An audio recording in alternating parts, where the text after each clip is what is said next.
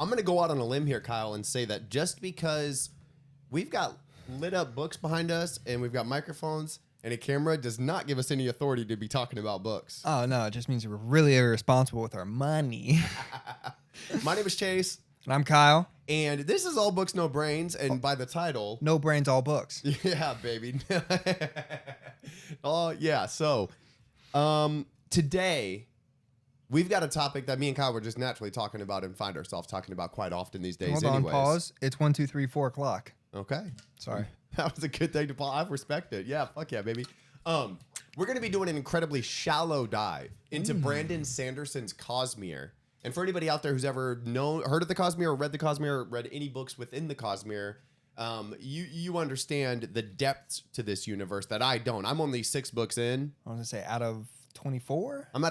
I'm a quarter of the way in, and it's incredibly complex. And I feel like for my current state, I'm in a good position to take a shallow dive, a belly flop, if you will, into the Cosmere. Yeah, and I'm a little bit farther. I've finished the Stormlight. I don't know how many books, but I've finished the Stormlight and read some novellas and read some standalones. But I still have quite a ways to go. I might be a little over halfway. You've read Elantris and Warbreaker? Mm-hmm. Okay. And the Sunlit Man.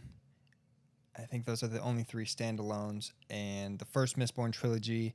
And all of the novellas and short stories that are in the Cosmere that have to do with Stormlight and or Mistborn. Okay, I think it would be apt to say you dabble. You dabble. I'm in there. Maybe I'm in there more like so than dabble. swimwear. More so than dabble. You're here about waist deep. I'm committed. I've married the Cosmere. I will finish. Cannot get divorced. That's as far. That's where I'm at. Yeah. Fuck yeah, baby. I like that. First to finish. Yep. That's Kyle for you.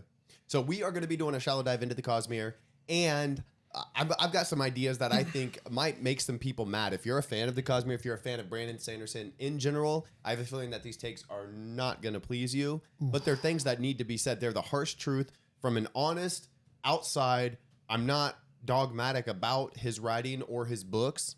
I'm practical, and I would like to be able to have a safe space to speak my truth. But you can. I'm a Brandon Sanderson fan. I'll probably get to the point where I'll read everything that he's ever written.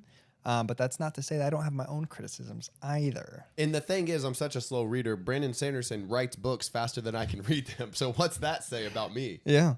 You're a slow reader, I think. Yeah. Or he's a fast writer. Which is both are true. Yep. Yeah, he's a gangster. So I am about 3/4 of the way, actually probably 4/5 of the way through Oathbringer, which is the 3rd book in the Stormlight Archive, the 3rd of 5 books in the Stormlight Archive. Yeah. And so we're starting off from the beginning. Spoilers ahead. We are not good enough to not discern. Yeah, to discern. So if you don't want to know anything about the books, move along. If you care about spoilers. Yeah, go read them, check them out for yourselves. Let me know if you have read Stormlight Archive or Mistborn trilogy.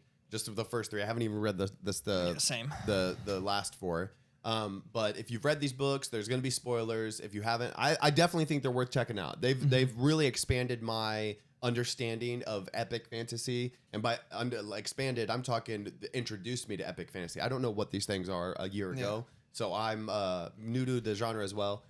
But there's some things about these books that I didn't know going into them.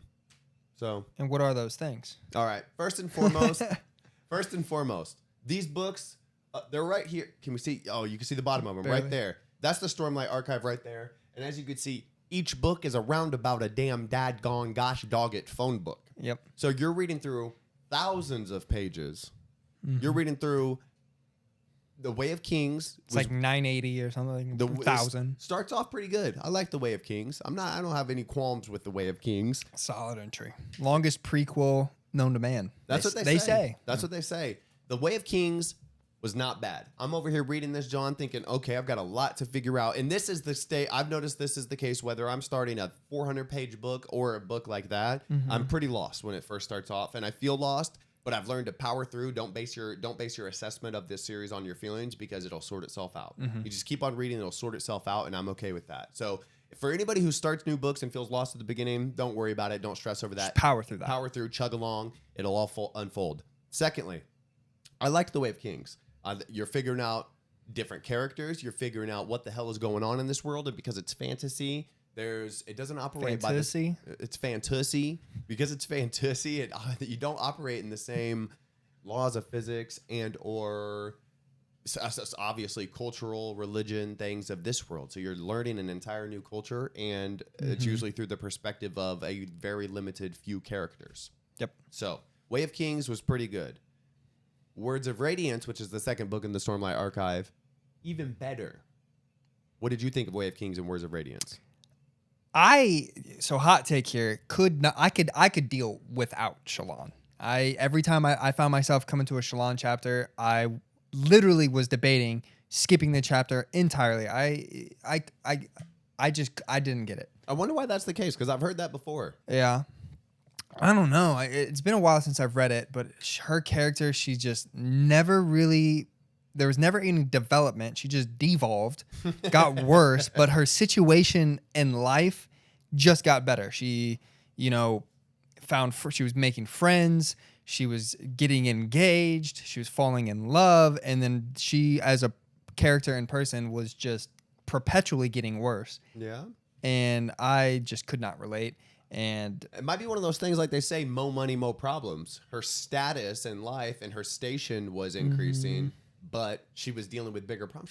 She had the weight of the world on her shoulders, or has. Where I'm at in the book right now, she's what's called a Knight Radiant, and she has the weight of the world. She's trying to figure out the world's biggest problems and solve the world's biggest problems. Not now. That's in Words of Radiance.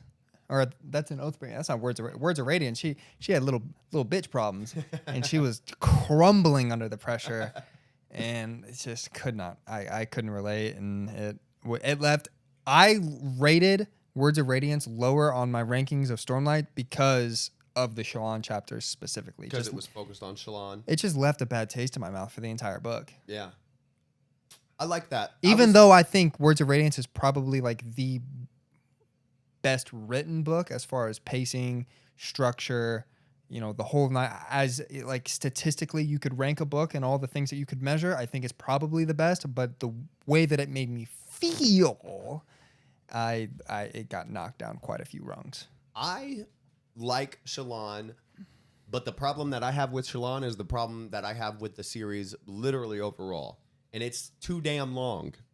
I think Brandon Sanderson's 1,200 pages a pop could be cut down to, not even joking, I need an author out there. I need an author who knows their shit to go through, revise, edit, and omit the fluff and the fill and the pomp, which some of it's necessary. My appreciation for the depth that comes from the backstory has completely waned. Yeah. I really appreciated it through the Way of Kings because we're being introduced to a new world and new characters, and I really appreciated hearing about how we got here and why the characters act the way they act and where are we in the world. Perfect. That comes with a lot of exposition. It comes with a lot of backstory and a lot of pages of getting filled in, so to speak.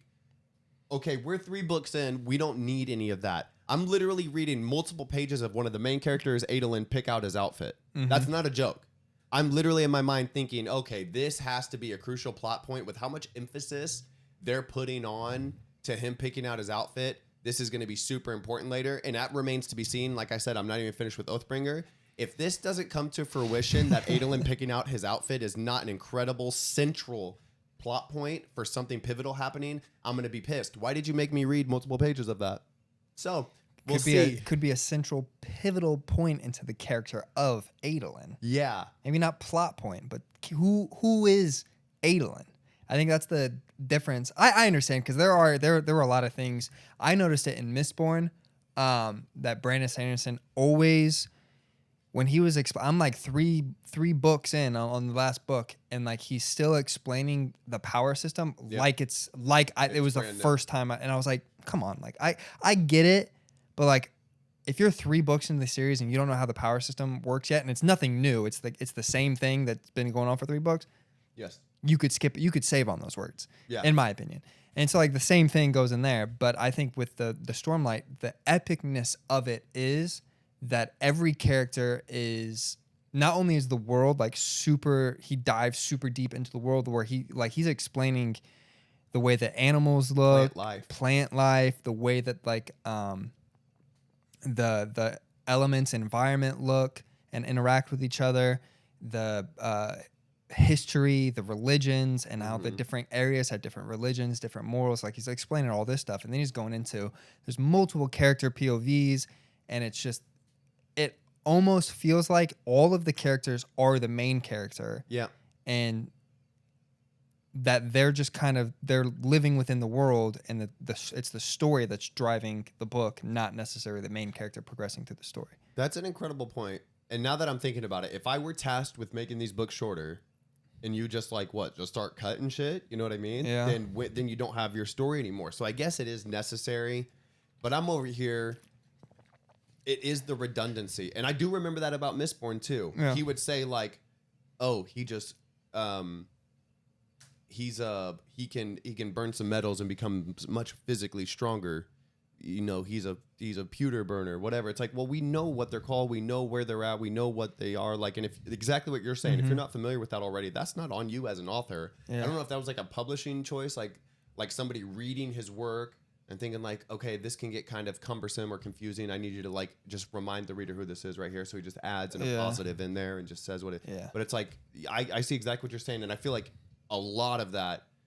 It's stuff that we're already familiar with. Like we already understand Kaladin's disposition. We understand that he's doom and gloom. It's like we don't have to.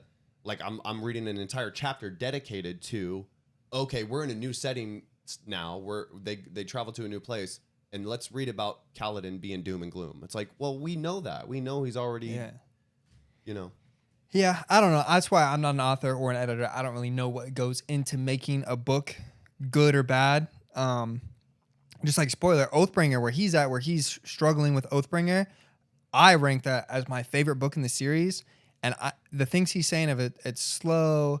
What else you complain about? There's a lot going on. It's mainly the pacing, and because the pacing, I'm losing my focus, and because I'm losing my focus, there's still a lot going on. Yeah. Of details and shifting POVs that I'm like, wait, what? When did that happen? Whatever. Yeah, I don't remember feeling that way at all, and I don't know if that was just the last couple hundred pages of the book where it all concluded, just made me forget about all that. But I was also heavily invested into the Cosmere.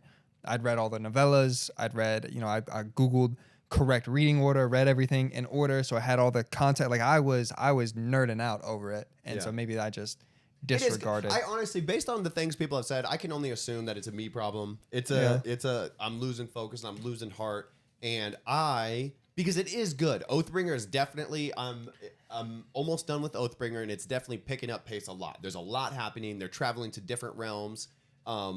They're literally interacting with God or gods and stuff like that, and there's a lot of sort of seemingly different POVs and storylines starting to merge, and that shit is interesting, and it's starting to pick up. But I think it could have been done much shorter. Yeah, I'm not mad. Yeah, I think that's a very realistic expectation. And I first really realized it with Wind and Truth, the newest one. I was like, dude, this could have been. It's the largest book by far. I was like, this could have been like 300 pages shorter. Yeah, like, there's got to be some unnecessary verbiage in here. There's no fucking way. I wonder what the word count, because I've never even looked up what the word count for a book like that is.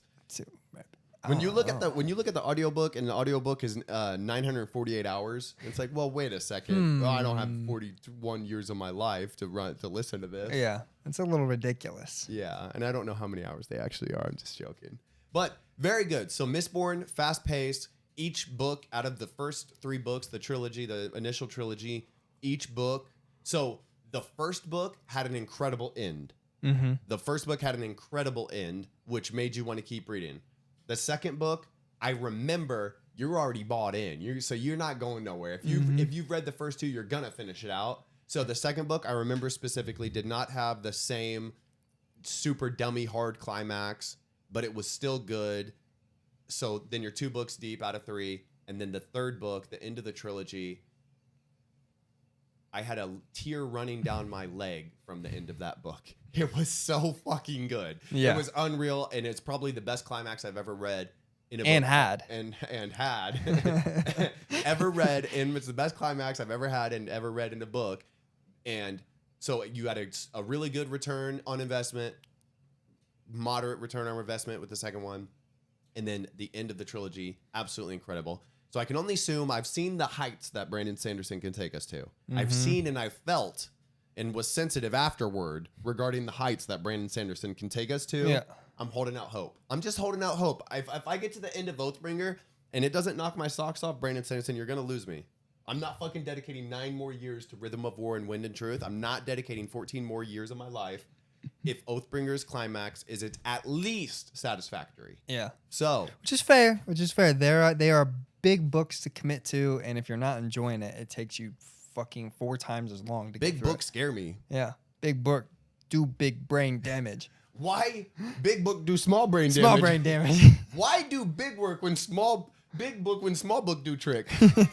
So these books, the return on investment for Oathbringer better be worth it, because Words of Radiance was literally one of the best books I've ever read in my entire life. I swear to God, I'm about 200 pages left, which is a lot. Anybody who reads on a daily basis, 200 pages is a lot. That's a whole book. For some books. Yeah. And I'm reading, that's Horton Hears a Who like 30 times over. So I'm getting to like 200 pages left. I'm reading Words of Radiance. It's bedtime. I'm winding down. No, it ain't no winding down for me this night. I am hooked. Can't stop reading. I stay up till 3 a.m. reading the book because it was so good. Absolutely fascinating. It was phenomenal. And I'm hoping if Oathbringer doesn't have that same thing, you might lose me. And it's not a choice that I'm going to make. I'm just going to go read other stuff. Yeah. So out of spite. I was a big Brandon Sanderson or the Stormlight Archive fan prior to, and still am, but prior to Wind and Truth, I was hyping up to Chase like this series is better than Red Rising, spitting all this game, and I was like think about it, like the books are so big and it goes into so much more depth, like it can't get better because they're so big. Like you're getting so much information, it's built. You're like in this world building all of this, and then it kind of like the last book. The series as a whole took a tumble for me, which is like for you. It's like hard, and now it's like I was like, okay, I can't spit game and tell people to commit to reading like 6,000 pages, five books, 6,000 pages. That's for 6. This is what you're saying. This is what I'm saying. We're saying the same thing. This much commitment needs to have this much deliver. It needs to deliver this much. And if it doesn't deliver this much, it's like, well, yes, it was a good ending, but I just read this. I just dedicated this many weeks and months to reading, and it was just good. When I could have gotten more emotional gratification with a much shorter time investment, which other books have done. Yep. Other books have done. I'm talking about. Dude, I read, if anybody's ever read Project Hail Mary by Andy Weir, just sci-fi, speculative sci-fi, like kind of much more closely in the realm of possibility, not fantasy by any means, just sci-fi. It's like you could read that in a weekend and you're going to be in tears by the interaction between the main characters. It's so fucking good. It delivers. It gives you what you want. It's an easy, quick read and has a profound emotional impact. It's like, yeah, if there's books like that exist, why would I dedicate 6,000 pages to get almost like the same thing, if not even quite as much. Yeah, and I'm just saying, like, I just finished Buffalo Hunter x Hunter, which is not fantasy. It's a historical fiction horror, but like leans into fantasy because it's got vampires in there. But it was a standalone book. I don't know, like 400 pages, and it was very good. And for it to be like out of my realm of like, I don't typically read that kind of stuff. And I think I haven't made a video on it, but I've been thinking about what I'm giving. I'm thinking like a 4.3 out of 5 for a genre that I never dip into. Yeah. Like that's fire. And how are books a third the size of one of these Brandon Sanderson books, and you still get everything that you want to get out of the books? Yeah. And so where's all these extra pages coming from? Yeah. Maybe epic fantasy is not for me. I don't know. I do like it. It is kind of rewarding, and I don't mind sitting with characters for a while. I don't mind let's get invested, and if it's something that I'm really enjoying. But we'll just have to see. I'm definitely going to finish Oathbringer probably within the next couple of days. I'm very excited to see how this third book in the series wraps itself up, and see what it's able to do for me. Because if it delivers in the same way Mistborn does, which I cannot recommend Mistborn enough. I'm being so for real, dude. The more time that goes by, I remember texting Kyle, like my mind was literally blown.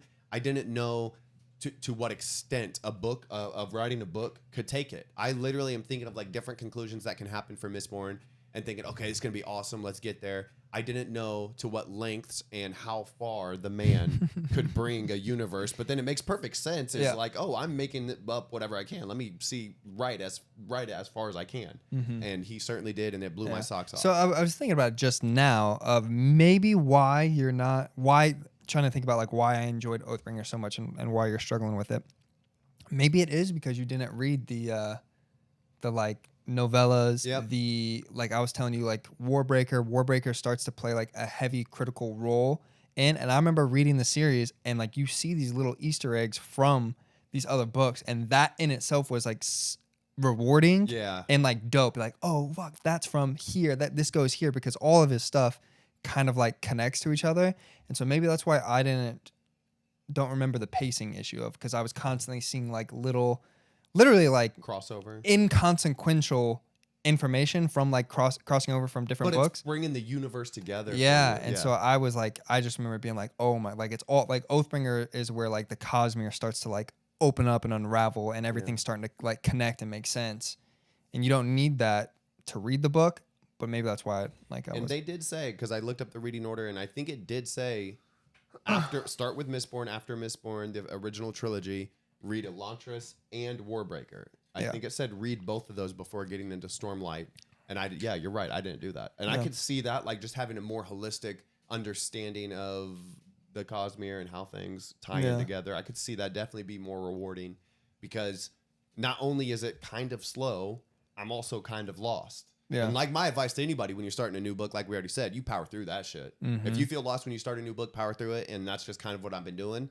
I am paying attention. My focus is fine. I'm reading, I'm paying attention, but I do end up feeling lost. Like, wait, when did that happen? And it's like, I've read so much that it's just hard to keep track of. Yeah. But whatever. Quick thought. But I mean, like, Elantris like plays a little bit into it, into the Stormlight Cosmere, maybe like slightly into Rhythm of War, and then a little bit more into Wind and Truth. There's kind of like some little Easter eggs, but I remember Elantris I didn't really enjoy as a book. Boom, roasted on its own. It was his first ever published book, and you could just tell it just wasn't. And he's already like not like, his writing style is kind of bland and nothing really crazy going on with his prose, and so his first one was like the pinnacle of those bad things. Yeah, that's what I was telling you. Yeah. Exactly like with Empire of Silence by Christopher Rocchio. Mm-hmm. Is that how you say it? The Empire of Silence is a very similar thing in that it's relatively slow paced. You yourself have called it a slow burn. A lot of people have called it a slow burn, but his prose is it's poetic, dude. I'm reading through it and I'm telling my girlfriend often asks me like, how's the book you're reading, whatever. I'm like, I mean, it's okay. It's like the story is just very slowly developing. The main character fucking sucks.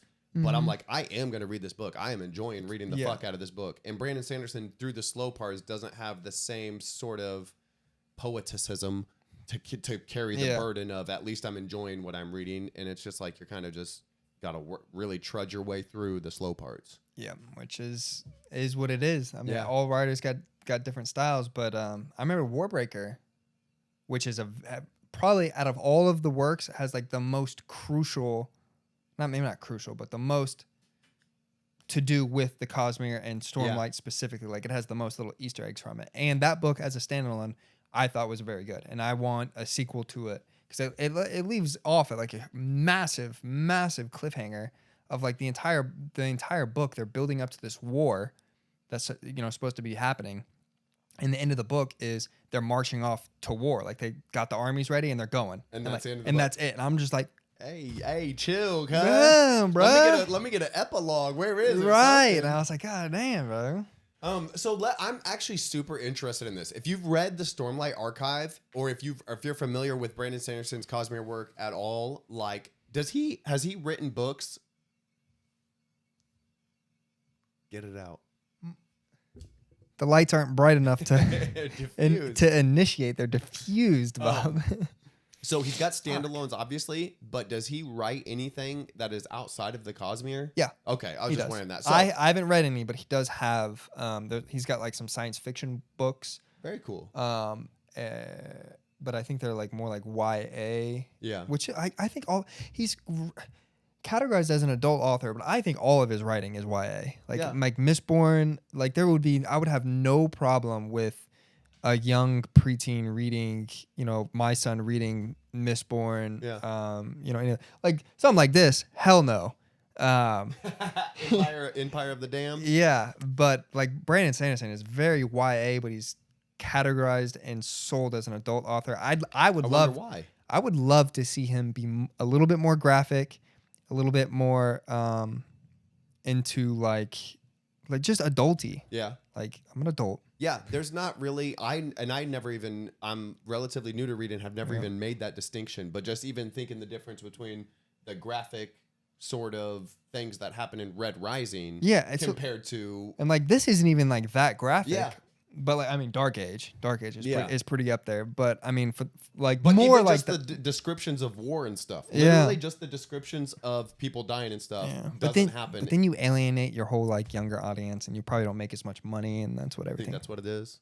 Yeah, I don't think that it doesn't play a part. Yeah, you know, I'm not missing anything from Brandon Sanderson in that aspect. I guess it could be a little bit more mature, but I don't think I'm missing anything because it's not. You know what I mean? But I do think, like, I was trying to read about Ven. Yeah. And like, I just wanted more from the characters when they were going through that little love triangle. I just wanted a little bit more of like their. Zane could have fucking threw down some pipe and then and it didn't even need to be that far, but just a little bit more adulty. It was like it was like middle school, high school flirtation, and I was just like. She's on the fence. He throws down some crazy pipe, and she's like, "All right, Eland, I gotta go, dog. I'm out, dog." Yeah, Or same thing with Shallan and Adolin and Kaladin.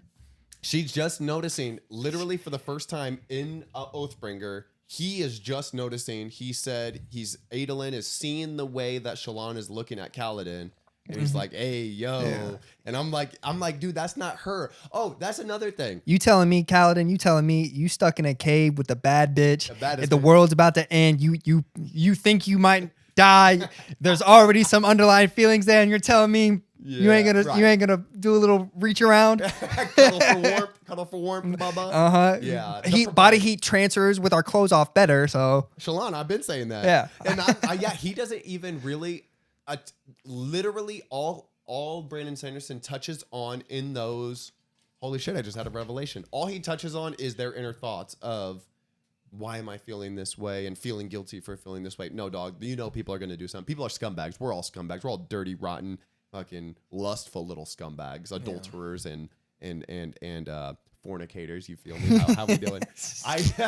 But you know what, dude? Literally wanting this stuff in a novel. I gave a call out to Instagram and TikTok and asked the romance community what are the standalone romance novels I should read. I've never read a romance novel, and just even having this conversation with you is making me have high hopes. I'm like, oh, I kind of want this stuff. I kind of want to read about this stuff. Mm-hmm. I don't care about the smutty wuddy. I've got that on the phone. I don't need any of that. I can look up videos of that. But the depth, better medium to visualize. There's better medium for the smutty wuddy, but the romance, the emotion of connection, which is, I've told Kyle this before, the little subplots within the books that we like to read, the subplots of the romance, when you have the like desire or the seeking affection and love, that is the human story. That is all of our stories. That's like the most relatable aspect of any story, is the romance side of the story. And I was like, okay, I'm going to give romance a shot, because obviously a lot of people love it and connect with it. So there's probably something. Whereas before, I even dismissed fantasy as a genre, not understanding what it was. And now I love fantasy. I dismissed romance, thinking that's for girls, whatever, blah, blah, blah. But I was like, wait, so many people enjoy it. A romance story is a human story. That is why we're here, and motivates a lot of the choices that we make in real life, is wanting to find love and seeking love. So, and realizing that that's kind of what I'm missing when I'm hearing about the three main characters and how there's kind of like sexual or romantic tension. I'm like, okay, I want more of that. Yeah, I've told Chase this a lot, that the Empire of Vampire is the blueprint for how I want all of the books that I read to be. Yeah. It's very adult. The characters are morally gray, which is just real and connective. Like, none of us know what the right thing is. We're just trying to do right with the information that we have. But it's gory. It's very descriptive in its like battle scenes. It's it goes into romance, but romance isn't the point, but it like goes deep into romance, and it's got some smutty scenes in it too, but the smut isn't the point. It's just like watching a rated R movie and there's a sex scene. You know, it's like it's not the point. Like The Matrix. Yeah. You know, like they're getting down. That's not the point of the movie. But I'm glad we're here. But I'm an adult and I'm gonna watch and like this is good. And I will rewind and watch again. Yeah, and look up fan fiction videos later. Look up shitty AI, but of the continuation of this scene specifically. Yeah. Yeah, dude, that shit it's good. It's good to have that as adults, like reading. It's good to have that sort of sexual tension, which is a present part of our life in real life anyways, and whatever. And I do. Now that you're saying this about you're going to branch into a romance book, I'm not opposed, but I'm going to do romanticy just because I like dragons and cool shit and magic. But I've read some books where I've always wondered this. I've read some books that have had very minimal smut scenes in them, and I've been bricked. It gets you going. So like I'm curious about these, and women too. Like if that's the whole point of the book, women, how many rocks are you getting off during this? Like is this being like straight ejaculation material women, or what? Do you go to town thinking about romance books? Is that a thing? Like how, because women aren't like, I mean, obviously it's like a kind of, obviously women do watch porn, but not as much as guys or whatever. I don't know statistically. But just my intuition. It makes sense in my mind that way. Yeah. Yeah. So because there's no way that they're watching as much as me. That's a challenge. I think intuitively or something. That's kind of what we understand. So so women obviously get off on different things in general. I'm painting with broad strokes here. Does that do it? Does that do it for you? I don't know. I've never asked a woman like. Because I'm 100% with you, dog. Literally in these books, which we just said how there's no romance, there was parts in these first two books where one of the main characters' aunt was kind of flirty with her nephew, and I was like, "Hey, yo, Hold on. I don't like that. I've seen this video before. I was like, I don't like that. I like that. Yeah. And I was just like the mention. And I was like, damn, okay, I could see the appeal. Yeah. I could see the appeal. You've already gone down the rabbit hole and you're 3 pages past. You got to go back and reread. And see what. Dude, I never even thought about that. Yeah, there's definitely an appeal because there. I'm not going to lie. Some of these books, I was like, dang, if that was like 2 pages longer, I would have had to go into the bathroom. I would have had to go poop with the fan on. Yeah. Dude, this is right now, this conversation is a cut to like a year from now. All I read is just straight graphic pornography. It's just the smuttiest of the smut. There's like 2 pages of romance and tension, and then the rest of the book is just vulgar as shit. Some 50 Shades of Grey in here. That's all I read from now on. Yeah. Is that even that smutty? I assume it is. I think that was like it's probably like the most smutty book popular thing to ever happen, right? It probably can't be. I bet there's some that are way more just because for a book, usually for like something of a like very niche genre to get popular, it's like a good example of that genre. Yeah, not like the I've seen a couple people talk about on Book Talk the book called Morning Glory Milking Farm. What that is? From the way that they were acting and talking about it, was about like a minotaur getting milked. Oh, fuck yeah, baby. That sounds kind of hot. I don't know. Oh my God. Yeah, now we're talking. I asked, I'm going to do a video of this very soon, maybe later on this afternoon, of asking the romance community, like, listen, if you read romance books, I need like your best suggestion. I want to read one standalone book. I don't want to read, like, I don't want to get sucked into a series. I just want to see if the genre and what the genre offers is for me, which obviously I'm not going to make a judgment based on one book. So I got 3 different books, and these were like, aside from the super popular romance series that were recommended, which was A Fourth Wing. They said this is a very good foray into fantasy romance, or as we like to call it, fantasy. It's a very good. The Fourth Wing is a very good blend between, you know, dabbling into romance, but also having a good plot in a fantasy for a fantasy. A Court of Thorn and Roses. And that's another series. It's like a 5 or 6 book series. Yeah, so that's the other one. So these are the series. It was Fourth Wing, A Court of Thorn and Roses, and what is Glass Throne? Throne of Glass. Throne of Glass. So those 3, which are all parts of series, were like the highest recommendation when I was asking about romance.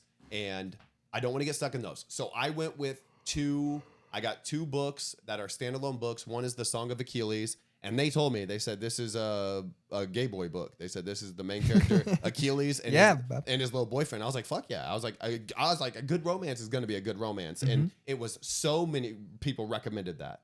I was like, fuck yeah, I'm not going to disregard a romance just because they're literally like telling me, well, like, you know, just so you know, this is like gay stuff. And I was like, yeah, whatever. If it's Which good, is like, so, like, I find that weird that like people have to be like, lead with that when they're telling you to go read a book. Yeah. Like, just let you know there's gay. I mean, I don't know. It doesn't bother me. Doesn't bother me. I can only assume it's not going to bother me. But I just think it's weird of like judging a story. Oh, I'm not going to read that because it's two dudes. And it's, so it was. Let it be two women though, and they'll be all about it. Right. Let it be two women. I'll read it multiple times and watch the fan art.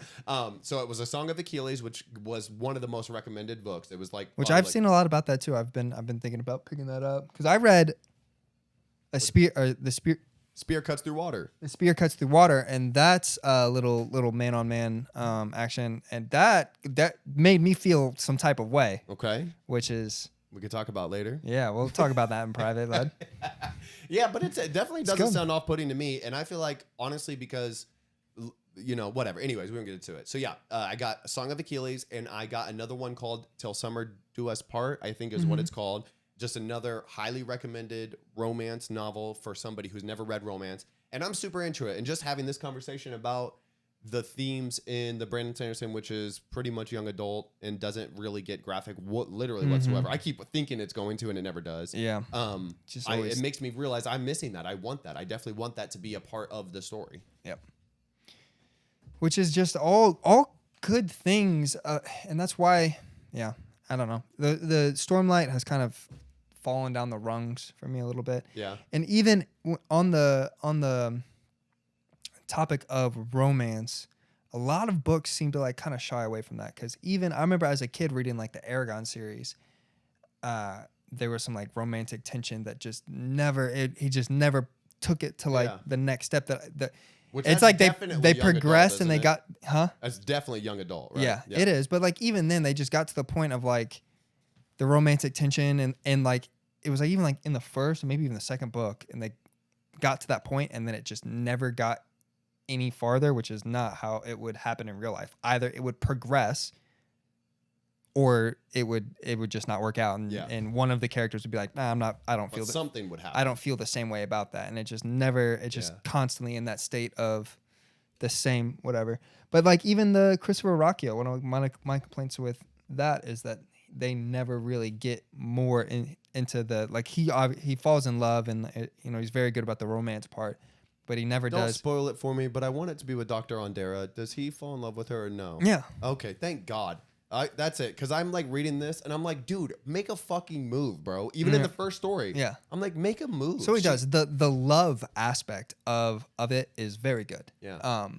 But it's like every time like they're like getting ready to get it on, it like fades to black. I'm just like, bro, this is an adult. Everything else in this book, I want insertion. Yeah. My God. Come on, dude. At least just a little bit more. A little foreplay. Yeah, maybe I do need to be reading some fucking smutty shit. So I was thinking about it. What if? So I feel like for me, dismissing romance as a genre, I only accepted that I shouldn't be doing that by giving fantasy a shot. So I thought in my mind, okay, I dismissed fantasy, ended up giving it a shot and loving it. Let me not make that mistake again. I am going to intentionally go out of my way to read some romance to see if I like it. And I feel like a lot of people probably don't do that. And I feel like if your book gets known as a romance book, you might lose out on a lot of potential readers because people are like, I don't want to read a romance book.